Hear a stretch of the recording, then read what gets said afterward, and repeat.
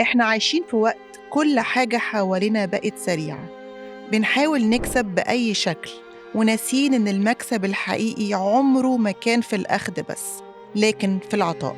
وده بالظبط اللي عرفته في حلقتي مع الشخص اللي أسس أول وأكبر بنك للطعام في مصر، واللي بيه غير مفهوم العمل الخيري 180 درجة. دكتور نيازي سلام، إنسان من أكتر الشخصيات الملهمة اللي ممكن تقابلها في حياتك. إنسان اختار من بدري إن الخير يبقى مش مجرد فعل، لكن قرار بياخده كل يوم، وهو على يقين إن أي حاجة صادقة بيعملها ممكن تكبر وتبقى منظومة تغير حياة ناس كتير.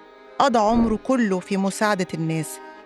بالنسبة له العمل الخيري أفضل نعمة ربنا أنعم عليه بيها.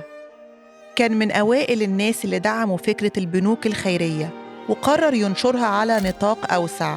عشان كده بنك الطعام المصري بيحقق الرؤية دي، بيكونوا منظومة متكاملة بتبدأ من الزراعة وتعدي بعدها على المصانع لحد ما توفر المنتج النهائي، وكل ده لخدمة الناس.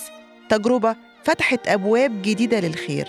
معظم الناس تعرف إنجازاته، بس قليل قوي اللي يعرفوا حكايته وتفاصيل رحلته واللحظات اللي تعب فيها واختار إنه يكمل رغم كل حاجة. والنهاردة لأول مرة هنقرب من الإنسان، مش بس المسؤول، في حلقة خاصة جداً من The هايدي العبد شو. اسمحوا لي اصوركم زي ما انتم بتصوروني.